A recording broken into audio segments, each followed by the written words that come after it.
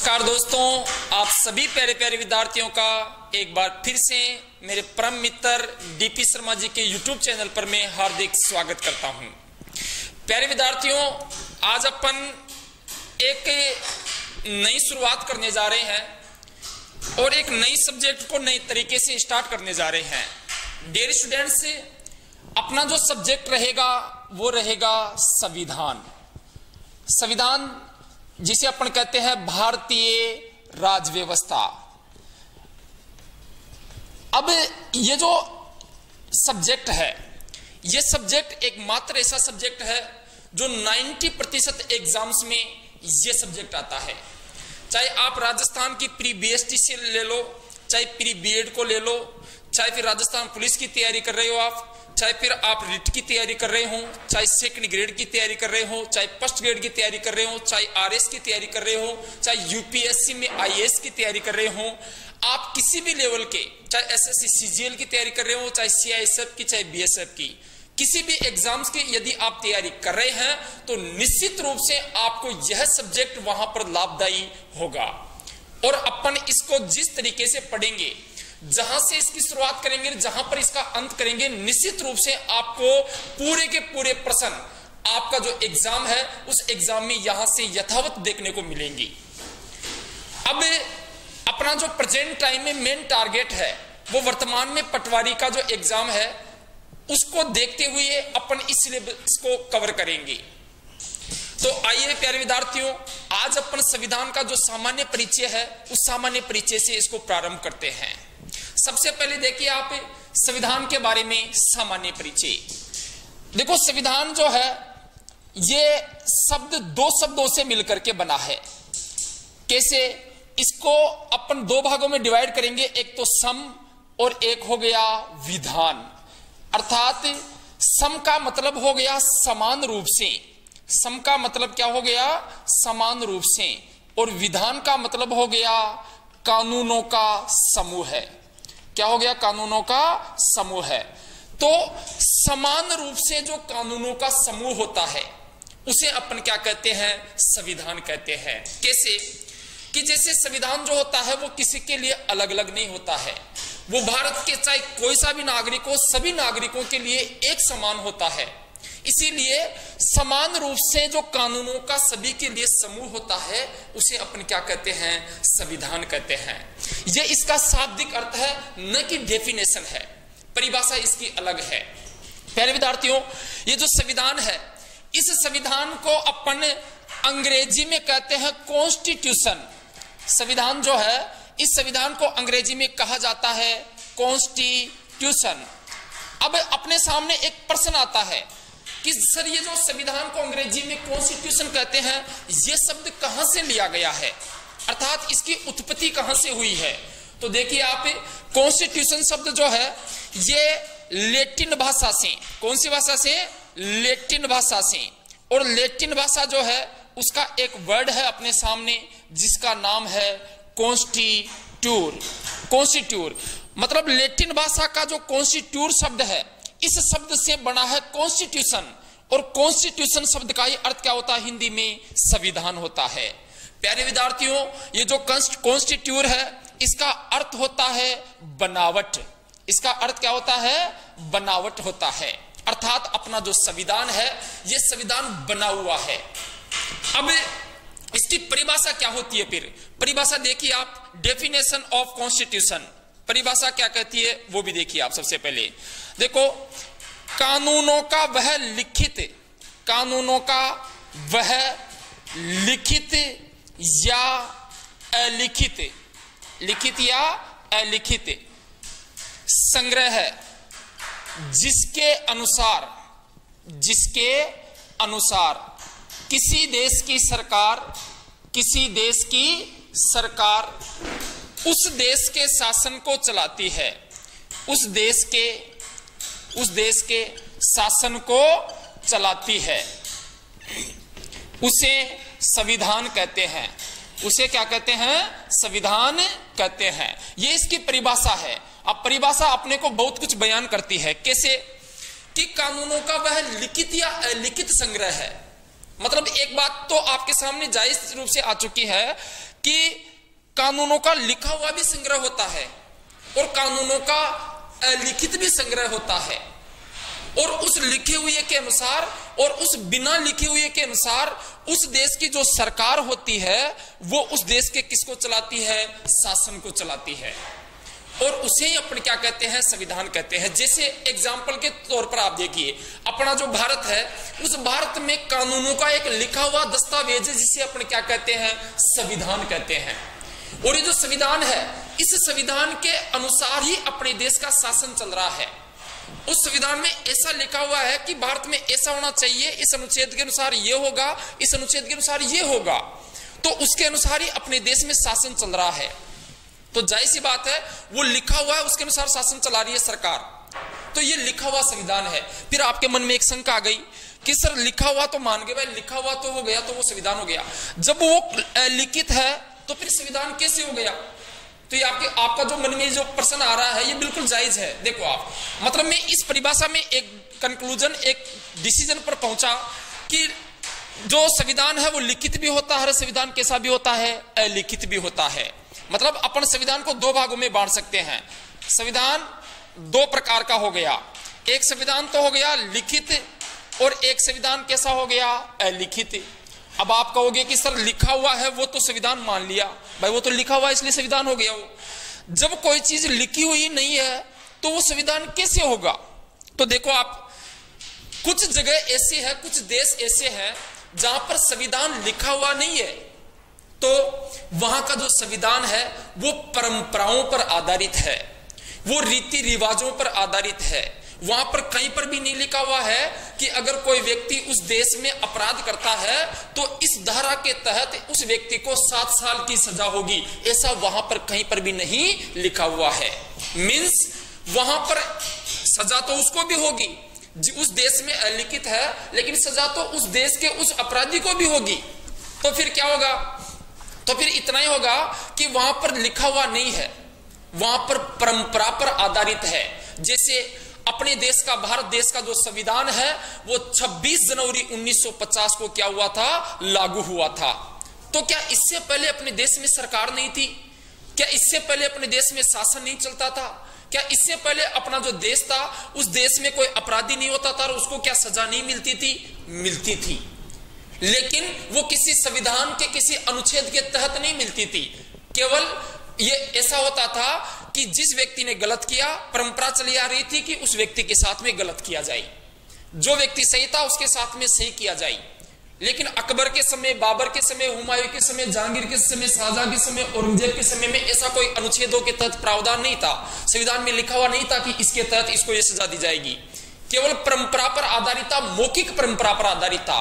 तो संविधान आज भी दो प्रकार का ही है, कुछ जगह पर लिखा गया है और कुछ जगह पर लिखा हुआ नहीं है, मतलब परंपराओं पर आधारित है।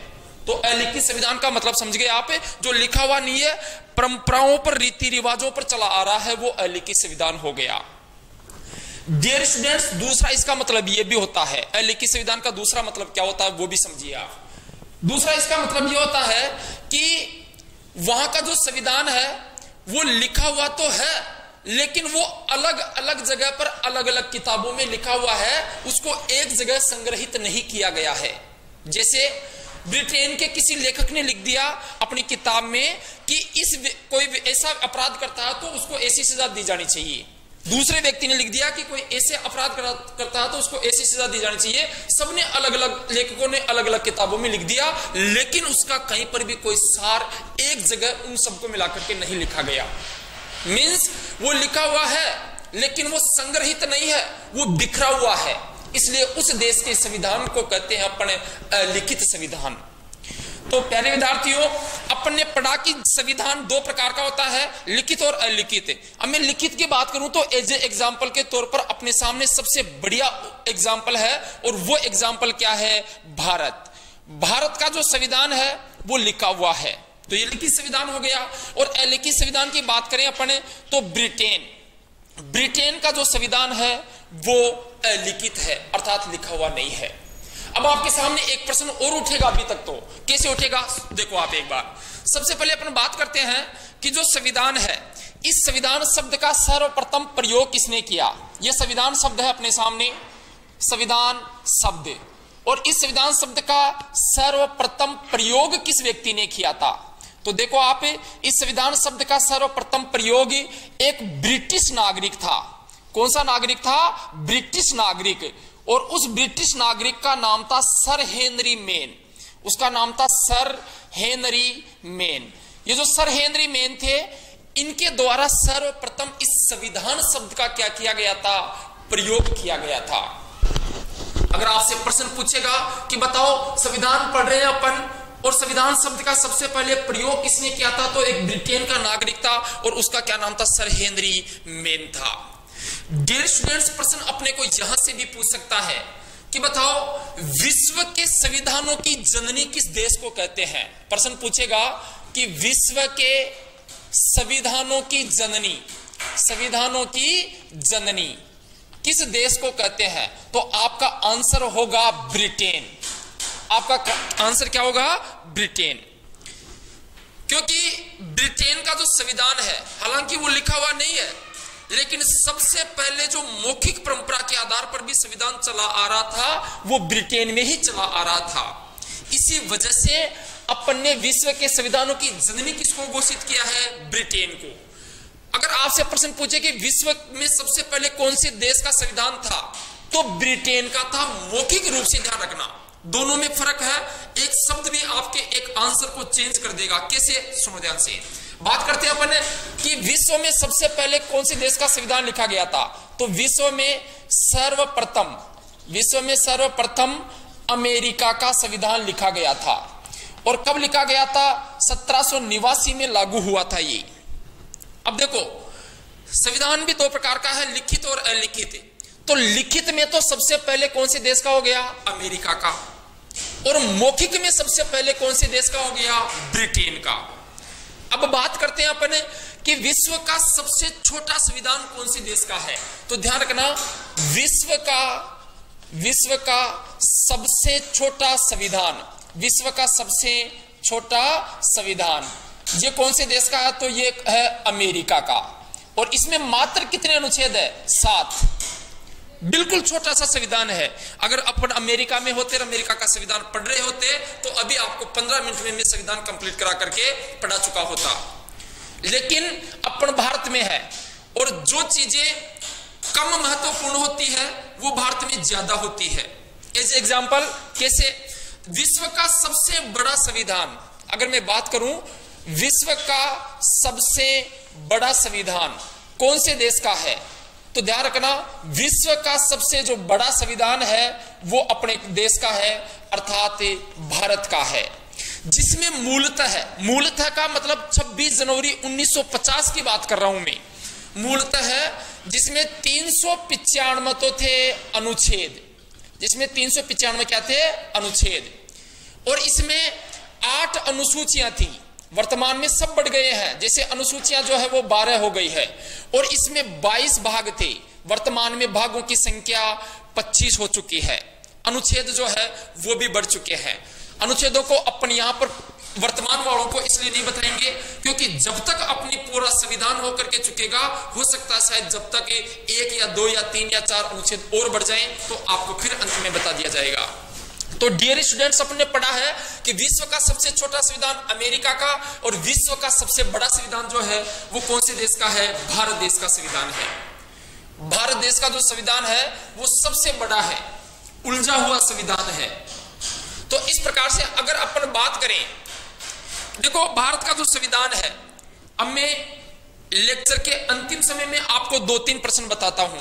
एक प्रश्न ये कि भारत का जो संविधान है उसमें, भारत के संविधान में जो अनुच्छेद लिखे गए थे वो चांदी के पन्नों पर लिखे गए थे, और उसमें शायद आपको पता नहीं होगा 7.5 किलो चांदी का प्रयोग किया गया है। जो अपने भारत का जो संविधान है जिसमें जो आर्टिकल लिखे गए थे वो चांदी के पन्नों पर लिखे गए थे, उसमें 7.5 किलो चांदी का क्या किया गया था?